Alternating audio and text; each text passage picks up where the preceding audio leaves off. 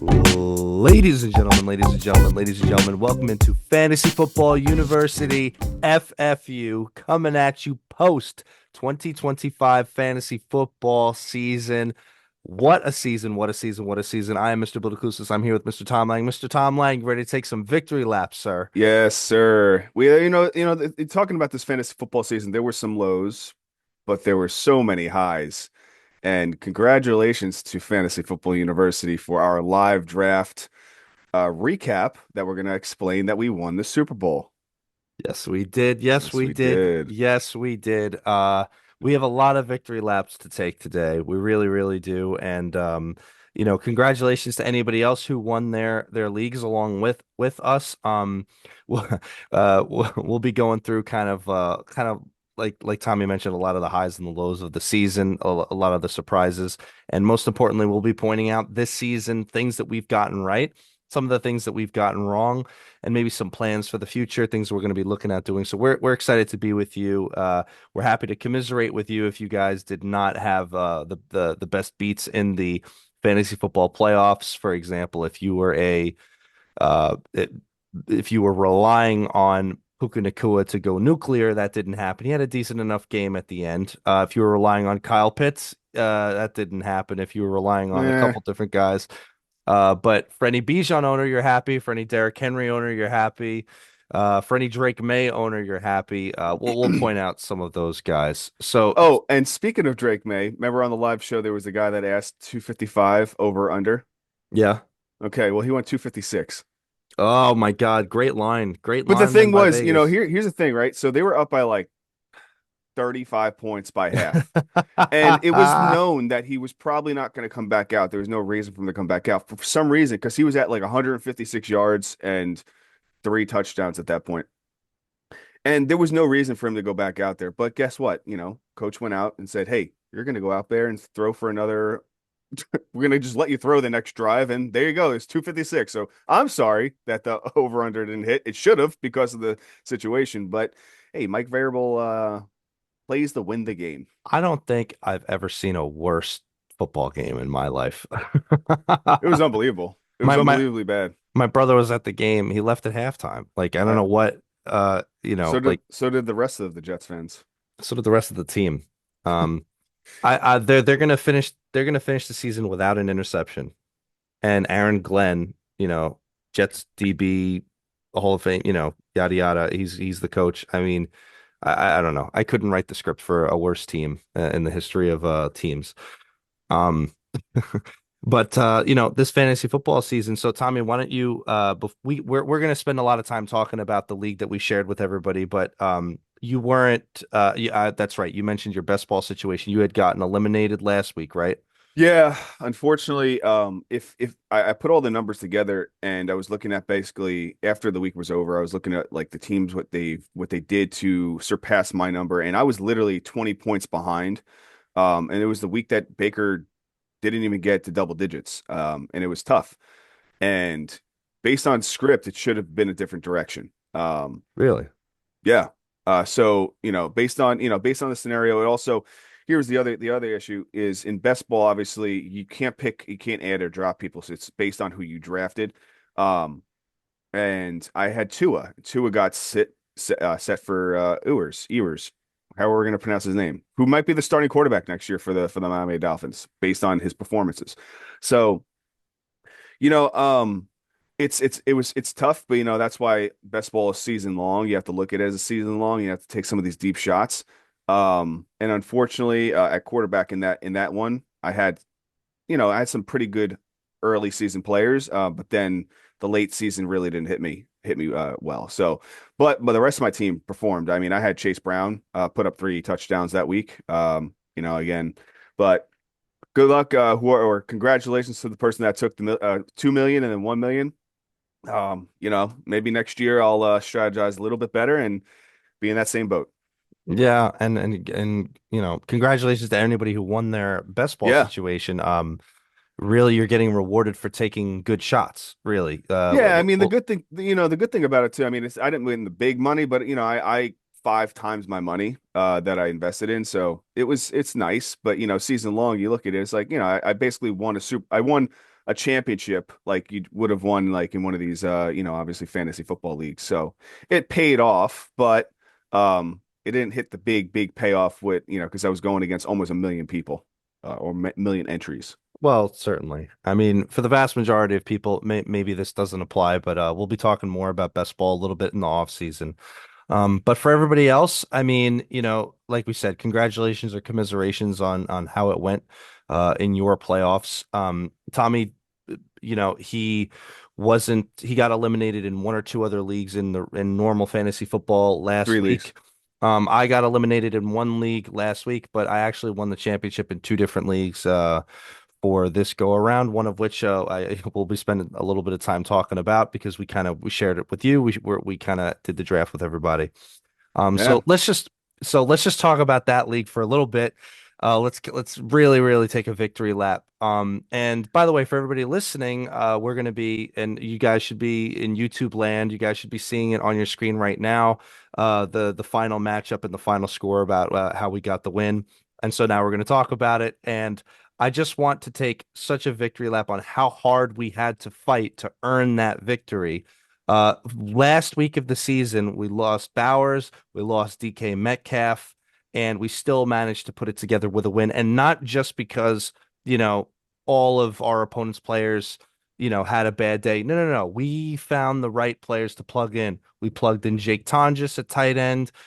We plugged in Wan'Dale Robinson at wide receiver, and we came out victorious. I actually could not be happy with how we, you know, fought and clawed throughout most of the season. Yeah.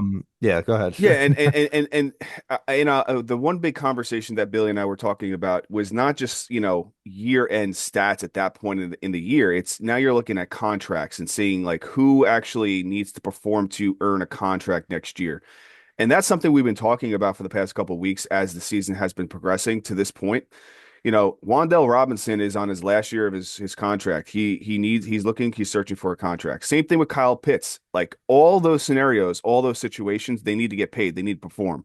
So you have to look at that late in the season in fantasy football. When you start losing players like Brock Bowers and DK Metcalf due to ripping somebody's hair and punching him in the face stupidly.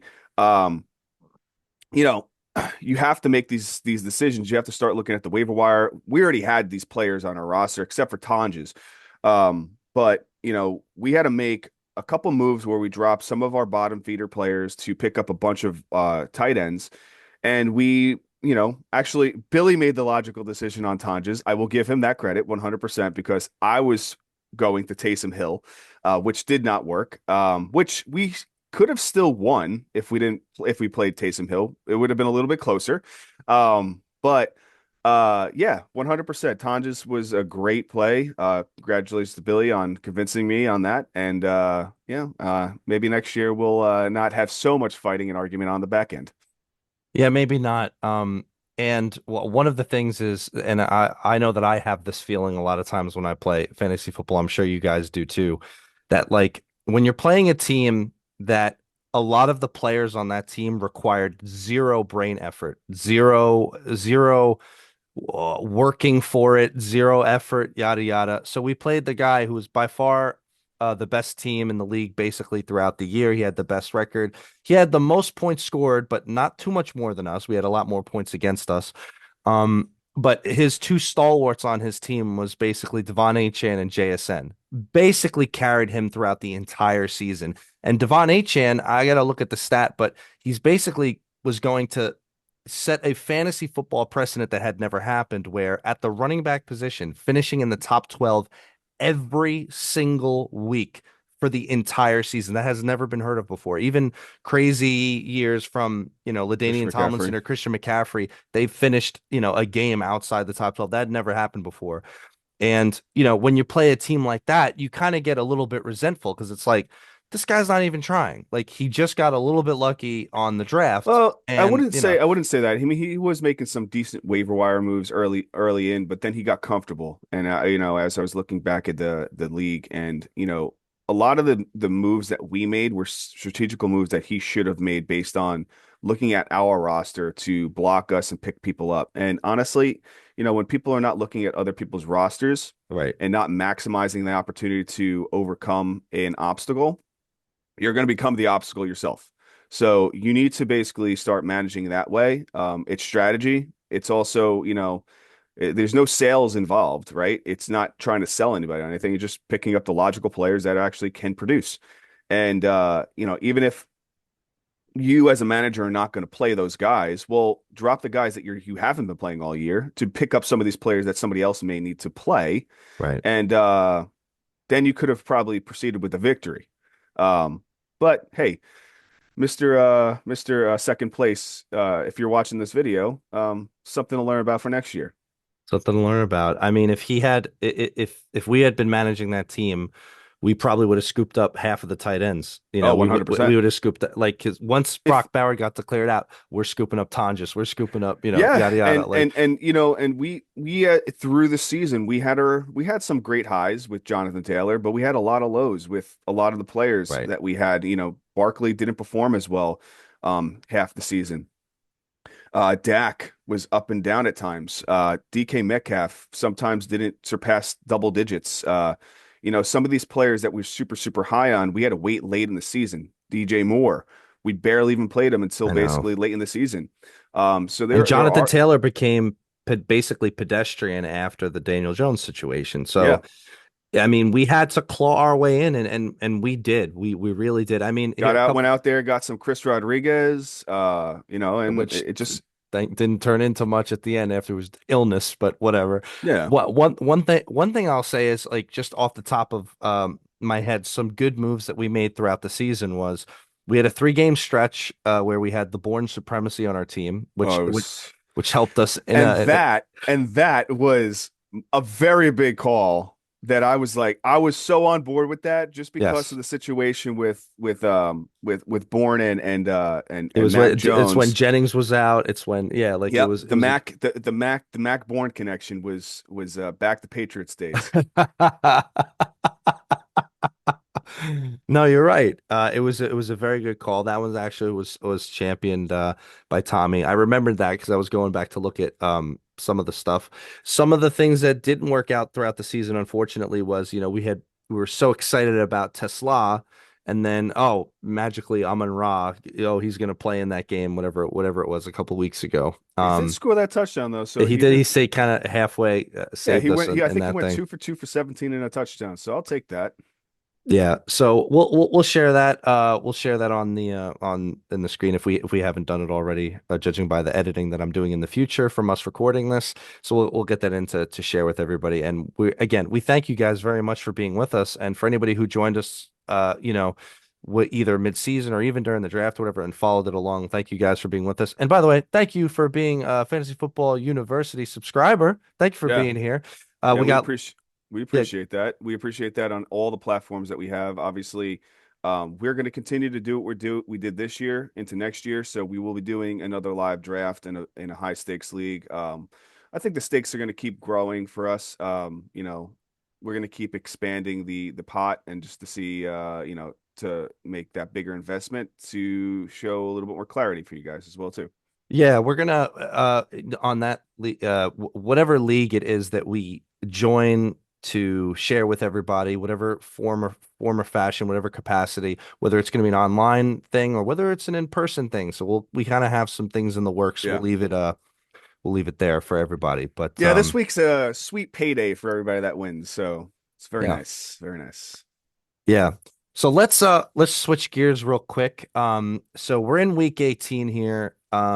There is maybe I forget at the latest research, it's something like somewhere between 1% and 4% of people who actually in week 18 championships, which we're not catering our entire platform to those people. It's not the right way to play. And you guys could, judge for yourself, if you just go look right now, how many teams are actually motivated to play in week 18 of the fantasy football season, like or of the NFL season. Not By many. the it's not too many. And by the way, Tommy, I've noticed this for the last couple of years. When they moved to the 7 per conference playoff format, know that they did it with the sense of, like, money, revenue, trying to keep teams more competitive. Honestly, I've noticed the complete opposite. I know. Teams don't care anymore if they're anywhere between the 5 and 7 seed. Let me Like tell you something right they now. get no benefit for There's improving. there's only really three games that are actually going to be fantasy relevant this week because they actually are playing to do something for they're playing to make their way into the There playoffs. might be more games, but that are teams that you could count on motivationally speaking. You're Two of right. which are on Saturday. Right. And one of which is on Sunday night at Yeah, Pittsburgh and Baltimore. Right. yeah. So, I mean, sorry, guys, for you guys who are in week 18. Therefore, you have to sift your way through what's the motivation level for various teams. There's some teams that are playing hard, even considering that they're, eliminated or they're trying to set precedents for how they're going to play or whatever. The Dolphins are still playing hard, believe it or not. It's wild. It's wild to see that the Falcons came out and Fa played that hard. And Falcons are and and playing I made it hard. very clear for the past couple of weeks, the Falcons pass rush is phenomenal. They they they average anywhere from 4 to 5 sacks per game. It's such great pressure. They're way better at home. We've noticed that this season. Like, I mean, they've done some full Oh, switch offs at various different they times throughout the they season. could have potentially single-handedly took away the MVP conversation from Matthew Oh, Stafford from last night. I think it's a done deal now. Yeah. Because Hmm. think of it like this, there was no other thing that Stafford didn't have over May if they both weren't going to have the number one seeds. But now, like, it's just, yeah, May's got it. It's just it's going to be what it is. Um, but Would you put would you put all your earnings, your cash earnings on that? sure, I would. Yeah, Oh, absolutely. all right. Well, we'll let you guys know if he wins that one. We'll see. I would 100%. I won't. Um, so again, just to reiterate for week 18, guys. I mean, do the best that you can. Here's some good advice that we can actually give you. We're not going to go through every single ad. We're not going to go through every single game. We're not going to start recommending things. But here's the general consensus. Um, Number one, look at the guys you have in the game that they are, and look at their motivation level. First of all, I bring this up to mention that you might be better served sticking with teams that might have already been eliminated a while back that are just still fighting. For example, the Saints and the Dolphins are good examples of teams that are fighting. The Falcons are good examples of the teams that are fighting that don't care about motivation levels, sitting, etc. Um, but for example, like otherwise you could go with backups who might otherwise be having a chance now in week 18. Malik Davis is a good option. He's a great option this week. Maybe Ronnie Rivers because Blake Corum had, left early with the injury. The Rams now don't care about week 18. Go ahead and throw Ronnie Rivers. I can't imagine they're going to kill Kyron Williams. You know what I mean? Check your wide receiver options. And Guys they that got might and they got and they got Arizona. Yeah, and check your wide receiver options. Check guys that might be leading into having a contract incentive. There's a couple of veteran guys that's the case for. There's a lot of younger guys that they're going to be getting looks for. Um, Keep an eye on that on your waiver wire. And honestly, the real thing that we could both try to convey to you guys is do the best you can for week 18, but get out of that. Get out of those things. Convince your commissioner or go to a different Yeah. league. Like it's so weird trying to have that conversation. Yeah, no, 100%. I mean, I don't think it's smart, especially for fantasy football. It's season long and it turns into a 1 week wonder that you're really trying to shoot for when it comes down to some of these players. And a lot of them have to be like 3 or 4 players that are 1 week wonders, that you're basically going to drop. Like you're pretty much going to have to drop one of your big players like a uh let's just say, I won't say Bijan, but like say Christian McCaffrey. I don't know if he's going to play as strongly into this game because again, they're in a playoff. Well, they do. No, it was Christian. They are going for the number one seed. They absolutely need to beat All right, Seattle to do that. then That so was a then bad example, but sorry, your but point sorry, that is was a well bad taken. example. But like for an example, all right, this is maybe a better example. Denver and Los Angeles, they've already both decided that they're benching some of their players, right? Denver needs to win to get the number one seed. That's another bad example. It's not a bad example because the Chargers already said that they're not playing some of their star Oh players. well, I mean, if it looks like they're going to So be if RJ competitive, Harvey is going to basically be a basically 1 quarter or 1/2 player, why are you going to put all your eggs in the basket there? a better example might be Philadelphia. Like what do they have to do? Like they're basically Saquon locked Barkley. into the three seed. Right. I wouldn't be. I would be terrified about playing him and relying on him. So But see how this sounds? Like this is a crazy conversation. You guys need to get out of those leagues or those kinds of leagues or convince your commissioner. So it's not the right way to go. Um, so do the best that you can. I mean, we're here with you, but just judge your options as you have them, as we've said Yeah, the I'll entire say, year. because we're not going to go so deep in, we're not going deep into this because the week 18, like we explained, we're not really too high on playing fantasy football in week 18. It's a great DFS week, opportunity, but Yeah, pick out names you wouldn't normally start throughout the rest of the season. if you have any start sit questions, just direct message us and Yeah, we'll yeah, help you with it. yeah, absolutely. Um, but that having been said, Tommy, I'm very excited to get into our main thrust here. So, things we got right and things we got wrong this season. So what we want to convey to people is what we're going to be talking about now is we want to especially talk from the preseason because the draft was obviously one of the most important parts of the season. We'll mention a lot of things that happened throughout the season, some advice, some different, stuff that comes top of mind at different weeks, at different times for that we conveyed to you guys. But we want to be very clear.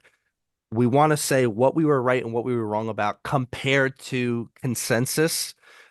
So if you just go online, if you go look at various different rankings, if you go look at various different other platforms, etc., if we're in line with what they say and one of those players that week or that year or whatever didn't work out, great. You guys could be unhappy with us, but you could go ahead and be unhappy with them too. It's like meaning the whole world was shocked. It wasn't just us. The same way if it's a positive thing. So we're trying to point out where we differed from consensus and use that as a fair way of evaluating like, hey, listen, here's where we hooked it up, here's where we failed, etc. So Hmm. let's start at the running back position. Top on the list for me that just came top of mind was Bucky Irving. So his fantasy finish was running back 35, but I would say that's not an accurate reflection of how he affected you this season. I mean, again, you would have rathered him have it, but when he played for you, he was the running back 18 in points per game. In the consensus ranking of him preseason was running back 11, and our ranking of him preseason was running back 14. And I think we actually were wavering. Like we had to actually kind of convince ourselves to even put him there.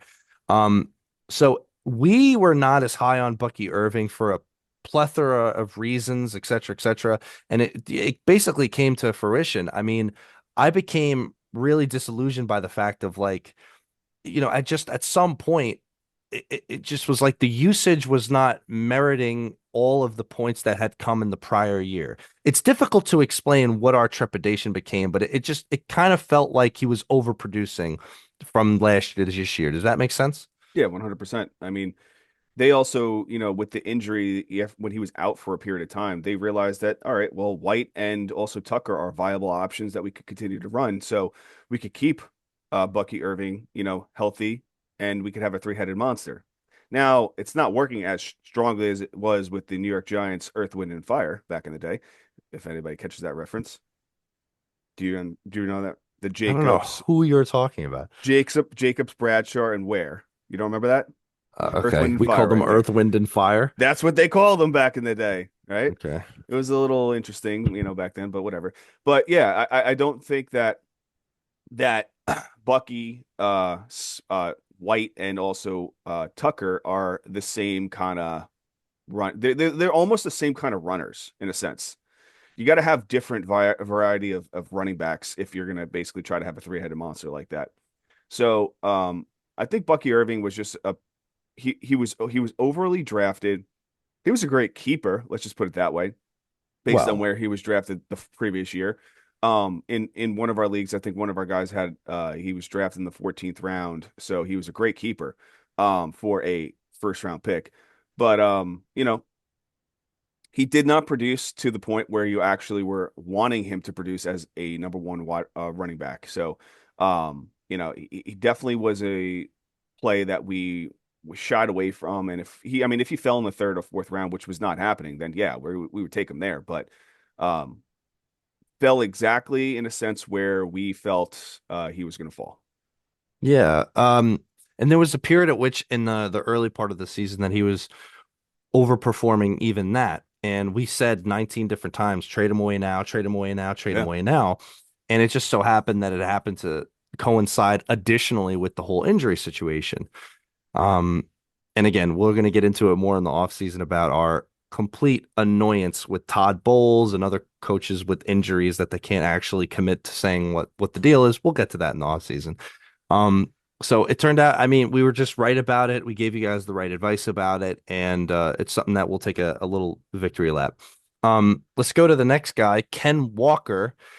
His fantasy finish was running back 22. The consensus preseason rank for him was running back 15. We had him at running back 21. So we were right where he was at. And what was amazing for us was most of our trepidation was him because he's glass. Ken Glasswalker. But it turns out that really the trepidation was Charbonnet. Charbonnet stealing touchdowns. Walker played the entire season, so did Charbonnet, and they basically finished with the same fantasy points this year. Um, so we ended up in the right place kind of for, ish some of the same reasons, but maybe the Seattle Seahawks, who are very close on getting the number one seed, we'll see what happens this week.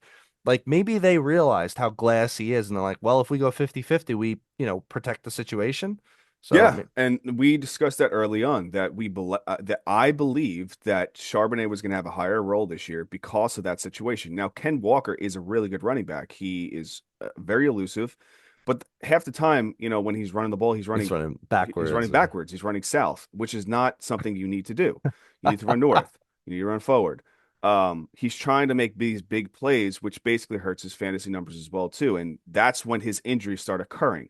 You saw a little bit less of that this year because he wasn't on the field as much, but he was fairly appropriately moving the ball down the field and not making such crazy big plays. He had some fantastic plays this year, but Charbonnet was the finisher. He was the gut to the punch and cross the goal line. So that's where it stole points away. And I know there was a lot of memes on the Seattle's offense, but you know what? It's their strategy, it's their system. It works. They're clearly the number one team. So Well, we'll find out. I mean, I think San Francisco is going to take that number one seed.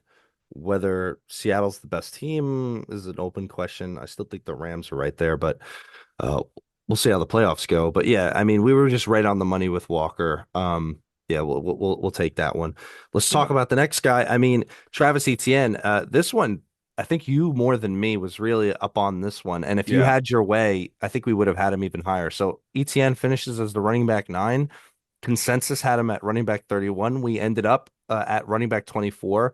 And, Tommy had him higher than I did. So, like, we kind of I had him in compromised. the top 10.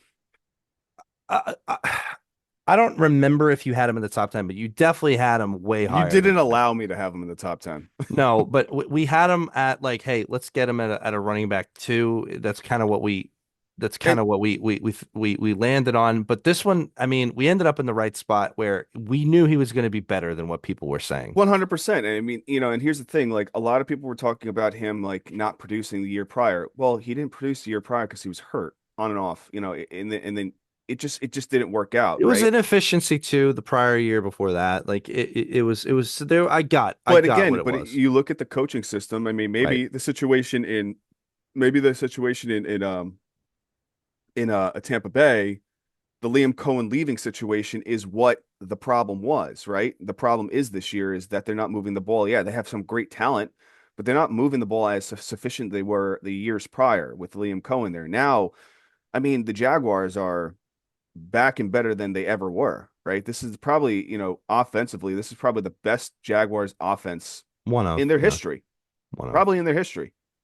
Um, Well, one so thing one thing I want to mention about this is I don't know if I would have had him all the way at running back 9, but I think I definitely would have had him top 15 if I had known prior to draft to the draft, and most people's draft happened way before the information about Tank Bigsby getting traded. If I had known well, that at the Tank time, Bigsby was traded midseason, like no, week 2 or 3. no, he was traded like right before week 1. Like it was like if we could go back and look at the timing. Yeah, go ahead, check it out. If I had known that at the time, 100% I would have had ETN much higher. Now, part of the problem was that we thought that Tank Bigsby was going to be, oh, he's the quote unquote better guy. We held the whole narratives from the beat reporters, etc., which never came to fruition. You ended up having Bayshaw Tootin, who is a very good running back. It just never materialized into enough to take away from ETN in any negative way. So ETN really he came through, and we liked him a lot more than a lot of people, and hopefully a lot of people. Hopefully he's on a lot of your championship So it teams. happened after week one. So it was happened after the season started. There was no way So you're going right to after, know that. that's what I'm saying. Like if we had known Remember, that, because we had the conversation about it, and now I remember we had the conversation about it where like he was basically pouting on the sideline. Like right? they were We just had, like, all right, you're gone. Goodbye. yeah, we had the whole thing. If we had known that at the time, I mean, maybe everybody else would have reacted differently. But again, we felt really good about ETN.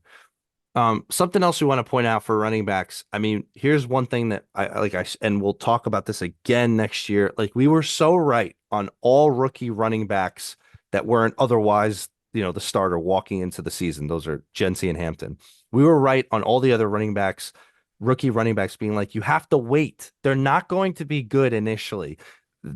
At some point throughout the season, judging on various different situations, that's when they'll be valuable. Case in point, RJ Harvey became the guy, but it took what, 10 weeks and a Dobbins injury for it to happen? Anybody who drafted RJ Harvey at the spot that he went was extremely unhappy all the way through. You could have Yeah, acquired him in week 8 or something and you would have been happy after that, you know? 100%. I mean, I picked him up ad drops, and then I dropped him after a down week, and then he started producing again. It was the week before that that what's his name went down with the injury. But Dobbins. that yeah, but I think one player, one of the rookies that actually was a producer that unfortunately got hurt was Camp Scadaboo. He was the number 11th ranked per fantasy points per game at 13 points at average per game. Um, Player, and he was somebody that basically came in week 2, 3, and just was producing. Unfortunately, he went down and got hurt, and he was out for the rest of the season. But he's definitely somebody I'm not going to buy super hype on. Like I would like to say, I really hope his ADP going into next year, if he's fully healthy, I hope we break it down where he's a top 15 to 20 running back, if that, We'll because see. of who he is. But he has to be fully healthy for us to put him there. And he can definitely overproduce that ranking if he's fully healthy. Scatterbo and Judkins are going to be guys that we're going to be worried about their health, Yeah, well, probably. I think Judkins more than Scadaboo. Scadaboo obviously went down mid-season, where Judkins just went down, and that was a very gruesome injury. Scadaboo's actually walking. He's rehabbing already, so I feel a little bit better about him. And he's got all off season. Quick mention on, like we just said, the running backs, like Travion Henderson's another one that we felt good about him at the end of the season. Like we never said, like we counted so many victory laps throughout the most of the season, being like, sorry guys, sorry guys, sorry guys, because Stevenson was the guy. He was so Yeah, involved, and it took the whole season for Henderson to become the guy. You guys need to be aware of this for going into next year, unless it's a situation where it's so clear, like Genty and Hampton were. Like it's a adjust your expectations and or yeah. try to acquire them, a couple weeks in after that. One So one player before we move on to the wide sure. receivers is Javonte Williams. I was talking about him a lot in the offseason last year. Discussing the situation from him coming from Denver to Dallas, he being the only running back there. There was a lot of chatter between you and I about, oh, well, there's this guy, there's Jaden Blue who was drafted, there's this guy, there's that guy. No, Javonte Williams basically showed up and shut up, a lot of people. He finished, was it running back 14? No. Yeah. I'll pull that up, but he was the best running back at where he was drafted, I believe. And the best One of the value, one best. of the best values, him and ETN, those are two players that you probably could have grabbed, and they were your starting running backs. Plus, also having a running back like Christian McCaffrey or something like that, and you like won your league just with having those guys. Now, unfortunately, he's not playing this week, right? Because of injury and how they're going to save him. They're going to pay him. He's going to be the running back next year. You know exactly what. No, Maybe. no, no, no. It's going to happen. Jerry Jones I, likes doing those things. I don't know. I'm not gonna call it whether or not he's gonna get paid or not. We'll just predict from a fantasy perspective how well they're gonna do. But yeah, it was another great call. I mean, so to your point, Javonte Williams and ETN, on a lot of playoff bound teams, on a lot of championship teams. So Yep. would have worked out really well for you. Let's jump to wide receivers. First name that came to mind for me was Lad McConkey, Ladidi McConkey. I mean, his wide receiver finish was wide receiver 25. The fantasy community had him at wide receiver 11. We had him at wide receiver 16. I mean, we knew that the acquisition of Keenan Allen was going to eat into his production. And it turned out that he did. And here's what else we didn't know. Like, we didn't see the emergence of Gadsden. We didn't see the all of a sudden now he's greatness, from Quentin Johnston. We didn't see that, but we kind of figured that it was not going to be as good as it was the prior year, and it just came to fruition. And it's sad because we like him; he's a good player. It's just they got a lot of options in Los Angeles, and Harbaugh will love to run the ball if he can, and Herbert's had some down stuff, but it was what it was. I mean, we'll take that as a victory. It's unfortunate, but we'll take it as a victory, I guess. Yeah. Um, Let's talk about Jamison Williams. We were right about him, so this is one in the positive direction. He finished as the wide receiver 11. The fantasy consensus had him at wide receiver 26, and we had him at wide receiver 22. And honestly, as it got closer and closer, we were kind of even feeling better and better about him, even higher than that. I mean, we knew the upside, uh, but the trepidation is boom bust stuff. I mean, what did he have? 2 games this year where he had a complete zero or something like that? So Yeah. he might have killed you, but the boom is worth it.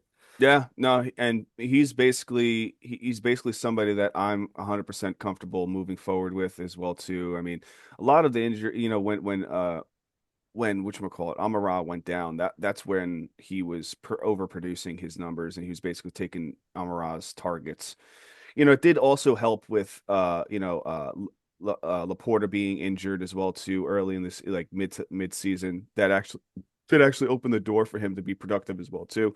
So some things fell in line with that, but it definitely was a great season for him. After some of those injuries that occur early in the season was a little rough, but towards the end of the season is when it started picking up. Yeah. Um, I'll be really excited about him next year. It'll be really interesting to see how we slate him in with some of the other guys again. And first of all, best ball, he was probably one of the biggest darlings for best ball. Absolutely. To an Um, extent, yeah. let's talk about Terry McLaurin. So Terry McLaurin finishes the wide receiver 54, but let's be fair, he felt more like the wide receiver 33. That's what he was in points per game. So, you know, there's no way to say it. He was just bad. The fantasy community had him at wide receiver 18. We had him at the wide receiver 25, and we didn't even like that. We were trying to be as generous as we could given the situation. Yeah. But we did not have him as a wide receiver 1 or 2.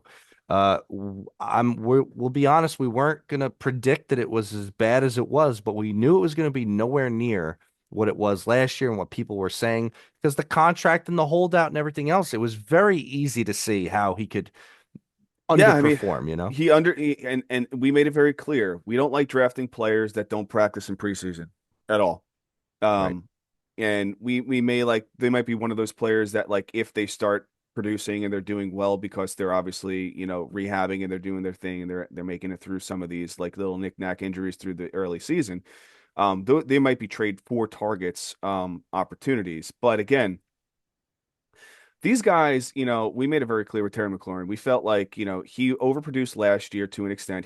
He finally got paid literally 5 or 6 days before the season started. Then he started coming on, started playing on the field in practice, and it just was too late. And Debo already had that connection. Debo had a great early start, and it hurt into Terry McLaurin, and then Terry McLaurin got hurt. And that's what happens. Like if you're not playing full speed you're not practicing and obviously he may be practicing on the side one-on-ones and stuff like that, and still doing his stuff, but it's not the same as contact. And you got to really look at some of these players next year that are doing these holdouts. Kyle Pitts could be one of them. You know, you got to see exactly what's happening because they could get injured and it could be really aggravating early on in the season. Yep. Um, Additionally, wanted to point out a couple of esoteric notes here. We both identified Emeka Egbegbue, aka Emeka Ibuka, as a gigantic mid-season trade candidate before he completely fell off the planet. And this is not hindsight is 2020. Go back and watch. We both said it for multiple weeks in a row. It was like 2 or 3 weeks ahead of time. They were like, trade him away, trade him away. And we were 100% right, not predicting an injury, but you guys saw he comes back from the injury. And where was his efficiency? Where was his usage? We saw it coming. It was an overproduction from the first part of the year. Plus, you had other guys coming back. Godwin, the Evans eventual return, McMillian eventually came back. Like we saw it coming. So this one might be our biggest victory lap that we Uh, take because we hammered it home so and hard. I will say this, guess how many targets he had on the season? Up probably a lot, right? But He had mostly for 124 targets. Guess how many receptions he had? it's I know the catch rate went down. 62%. He had 62 receptions. That's Yeah, 50% catch. How can you trust the guy to move you down the field? The guy was on pace for 1,500 yards early in the season, and then now he finished the season with 930 right. yards. You know, so we were spot on. Yeah, it was at the time. Maybe we did it a week or two early, but honestly, I'd rather sell him like that and get a And get a tremendous amount haul. of value for it. 100%. Yeah, and in the leagues that we actually did that for, you got better hauls than I did because I got stuck with Brian Thomas because I thought he was going to bounce back. That never happened. We'll get to him. Well, I got Um, stuck with AJ Brown, but who's producing. who did ended up producing because he whined his way into getting things, although he failed on championship week. Yep. Here's another one. I would love for you to just take a million victory laps on this one. Trading for Jacoby Myers midseason. Let's go. Go ahead, man. Take your flowers here. Thank you. Thank you. Yeah, I mean we could talk endlessly about it, but he was just great. I mean, you saw it. And they're at the point now in Jacksonville that Myers was so good that like they might not even need Brian Thomas. So I don't know if he gets traded or something in the offseason. We'll find out. But they got what they need, right? They got Travis Hunter coming back next year. They got Parker Washington, who's great, and Jacoby Myers. Like, what else do you need? You got three quality wide receivers there. You don't need to, put up with 100%. Brian. Trade Brian Thomas to Kansas City or Buffalo. Anyway, let's talk some tight ends here. Well, So, before we move on to tight oh, ends, sure. there is one other player that I Oh, do want sure, to bring sure. up, and we said it. We did say it early on. This was a big, big, big, big, big, big, big, big, big, big, big, big, big miss that we made. JSN, you earned our respect. We're gonna Congratulations. we'll get to that. We didn't get to what we go wrong. So we'll get to that. Don't jump the gun just yet. Let's go to tight ends. So here's some other ones we got right. So we were very high on Kyle Pitts compared to consensus in the preseason. So Kyle Pitts finishes as the tight end 2. Consensus had him as the tight end 16, and we had him as the tight end 10. And I just want to point out, even before his crazy couple of weeks before that, he was basically tight end, 9, 10, basically throughout most of the season. So we were spot on about him. And obviously he helped get you to a championship for sure. He did not help you win a championship, but it is what it is. Hmm. Um, so we were actually very good in general on tight ends, which I'll kind of mention in just a second. But like the late round shot kind of deal was really spot on. We were good with a lot of them. I mean, we were calling out Ferguson as a late round shot, Pitts as a late round shot, Juwan Johnson. Juwan Johnson. Let's talk about him. So he finishes as the tight end 10. Consensus had him as tight end 27. What did we have him as? Tight end 16. Uh, we were very high on him as a shot. I wish we would have been even higher to recommend to people, but basically after week 1, we were like, get him now, get him now, get him Yeah. now, right? Like, I mean, I remember Week those two, we were like, get him conversations. now, get him now. Week three, we were like, get him now, Get him get him now. now. Week Right. four, he was there. He was got him now. Basically. And then at some point, like there was a period where he kind of fell off a little bit, but then once they realized the Saints were like, you know what, we need to get rid of Rattler and just use Tyler Show, boom, he's back to being amazing. And Tyler Show, who this year might be like last year was Jalen McMillian was my fantasy Yeah, football like favorite player. This year it's Tyler Shook, dude. yeah.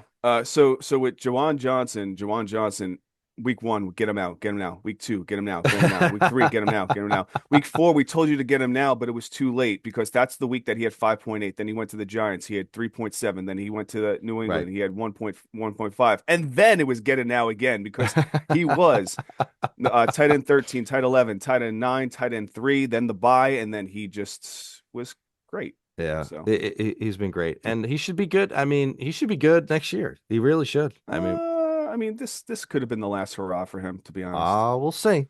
We'll Age see. 29, he Tight is ends break young. out later than other positions like receiver, etc. He does have a lot of nagging injuries. He did have a neck issue, slight back issue.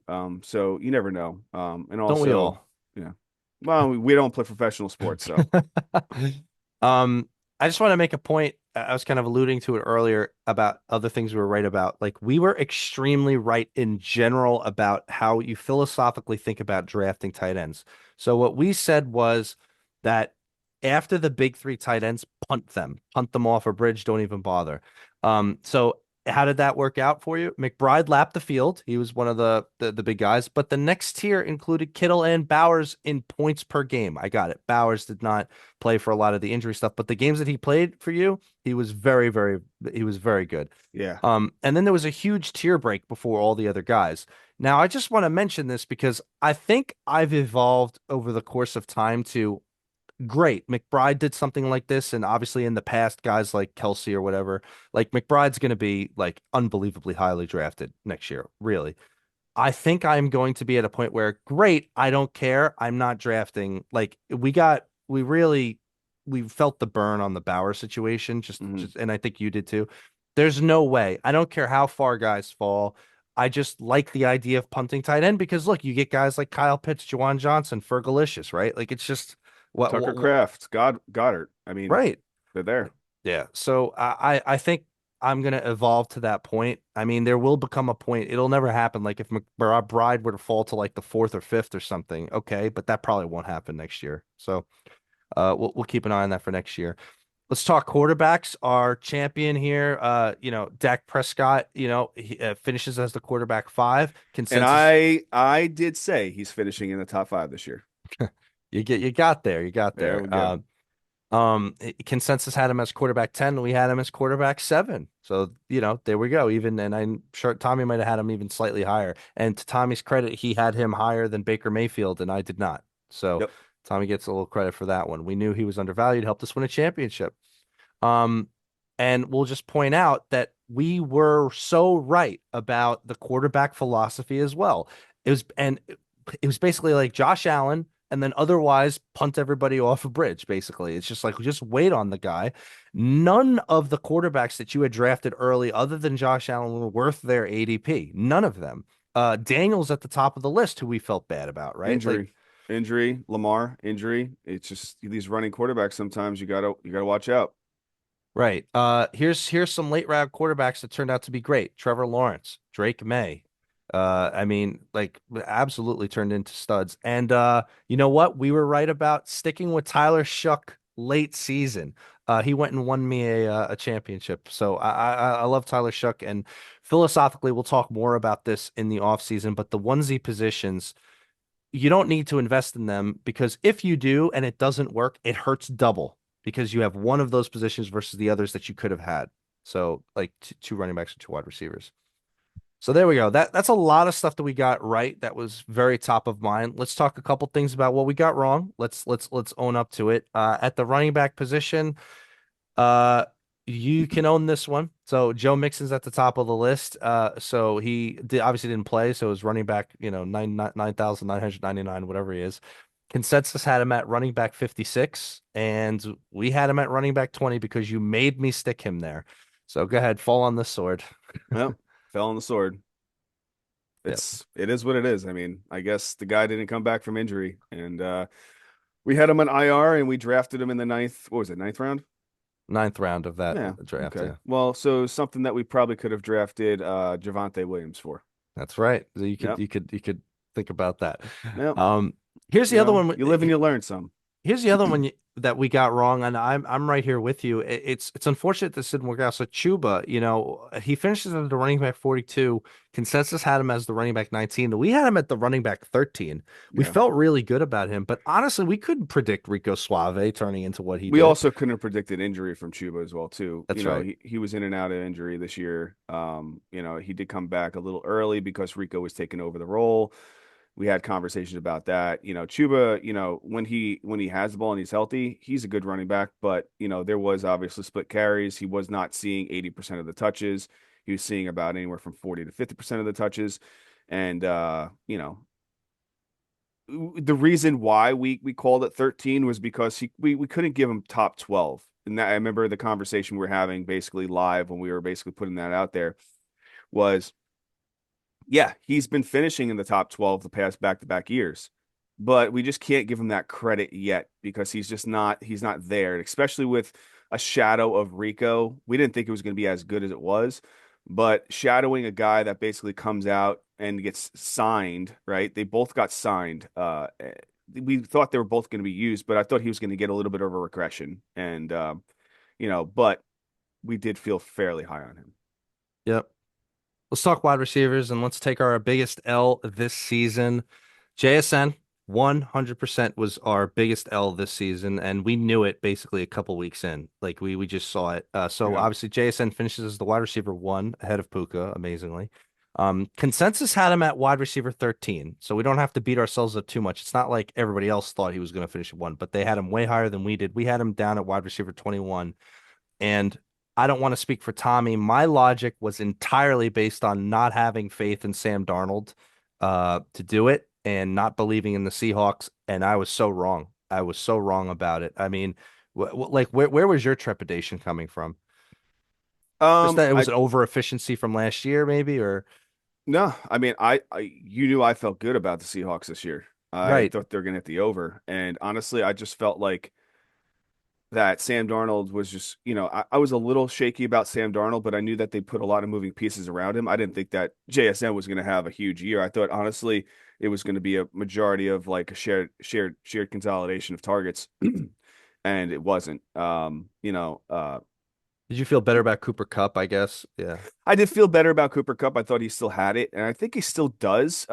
He's a decent route runner. He just wasn't getting the targets that he needed. And honestly, if you look at it from last year with Sam Darnold, he does like throwing to guys that like the bigger bodied guys that can get down the field and stretch the ball because he wants to stretch the ball down the field.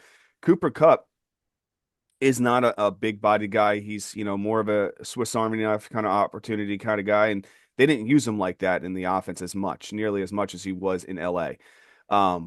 JSN, almost the same category of size, let's just say, as like, Justin Jefferson. Justin Jefferson produced with Sam Darnold. JSN produced with Sam Darnold. It's just, I think they found their quarterback. I mean, it was, fairly easy to move on from, uh from Mr. I Gino. don't care, Gino, Mr. Gino. I don't care about his name anymore. Gino play no football no more. Um so yeah, I mean, I think I was that the reason why I was high on that is because I knew what kind of running back game they had back there. They had two running backs that I felt was going to be able to move the ball fairly well and stay healthy.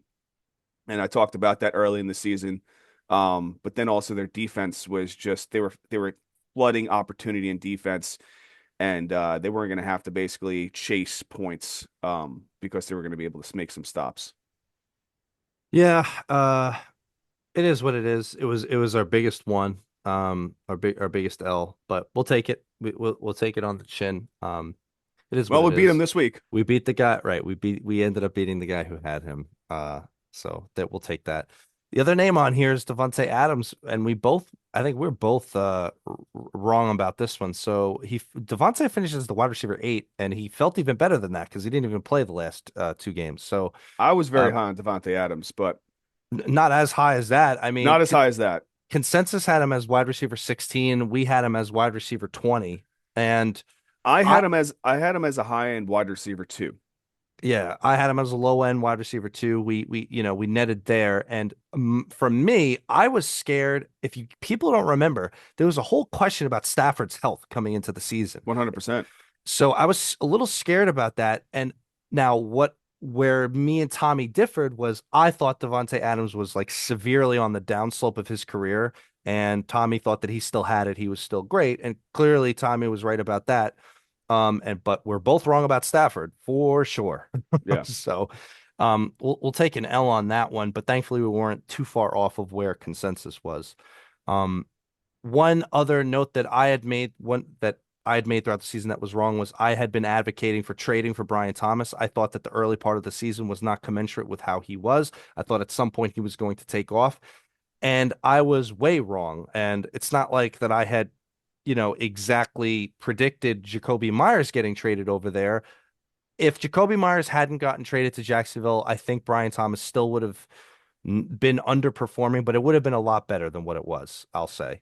Uh, but now the case, I mean, they'll probably end up trading him out of there. So we'll see what we'll see what they do there. Tight ends, believe it or not, Tommy, I couldn't find a single thing that we were significantly wrong about. I Even do I do know one, and it was oh, Travis Kelce. I don't know the exact numbers, but we weren't high on him at all this year. He did finish at the tight end three. He was fairly consistent on and off, not really on and off this year. He was pretty much each and every single game he was double digits, except for a couple. But I do know that we had him lower in tight end rankings five. based. Yeah, we had him. Did we have him at tight end five? Yeah, but what we had was we had him as you got to remember what we did. We kept the situation very standard with about tiers. And what we said was great, Travis Kelce's in tier three, don't care, punt it. So I'm not going to count that as a loss for us, Okay.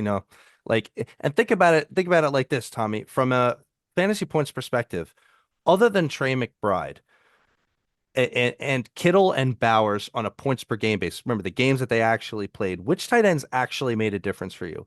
Kyle Pitts a few weeks, and that's about it, right? Like Yeah. it wasn't like we're talking about guys who are needle movers. Great.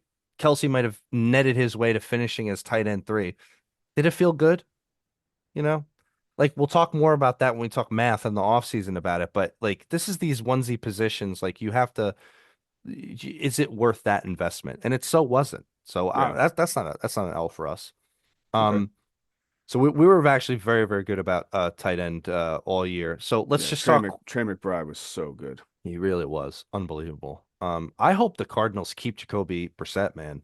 I really do. I hope so too. I mean, Trey McBride though, I mean, he was number one, obviously.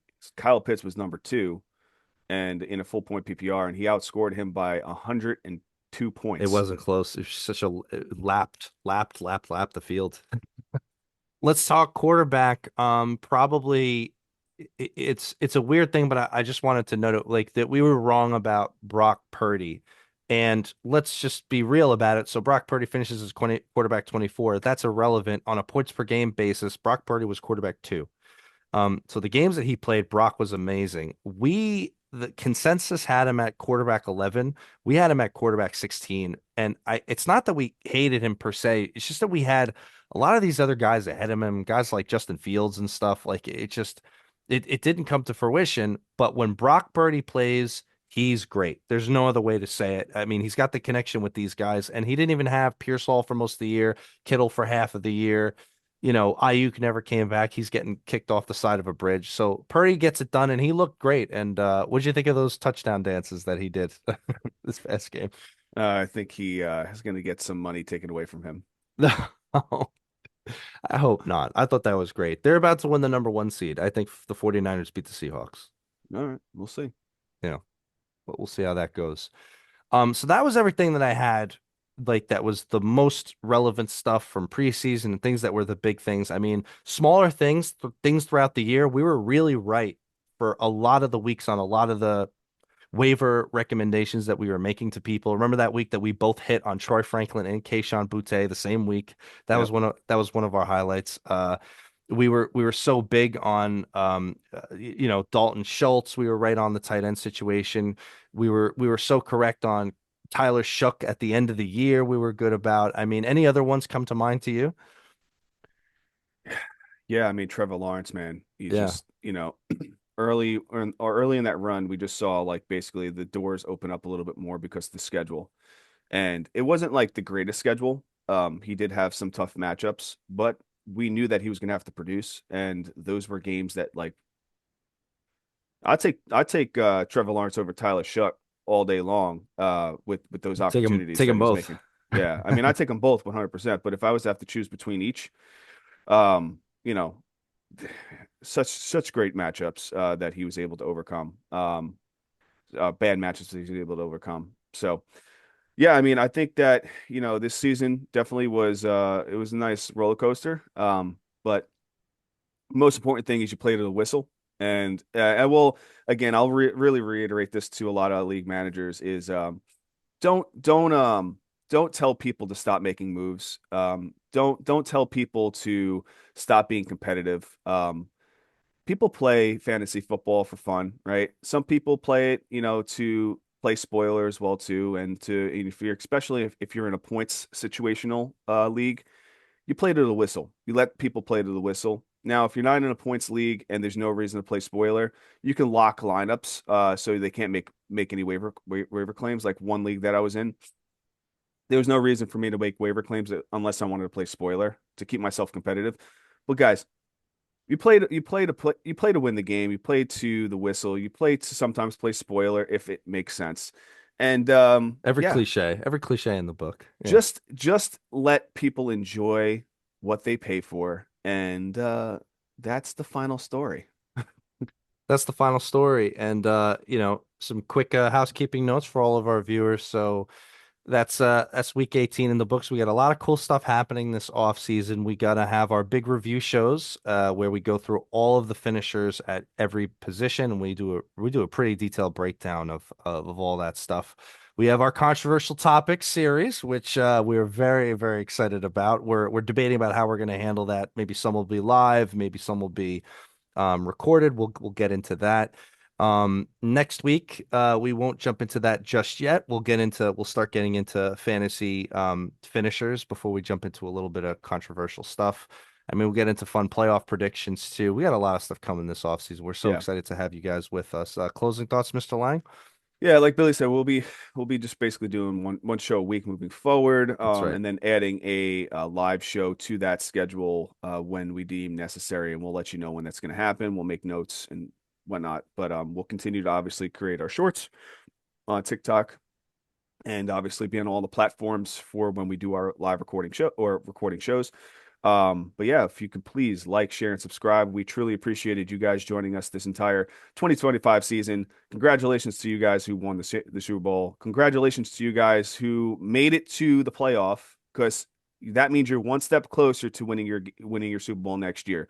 And we're here to help you make the right decisions through draft season. It's not where you start, it's where you finish. You have to start with the draft. You have to make a good draft strategy and then continue through the season.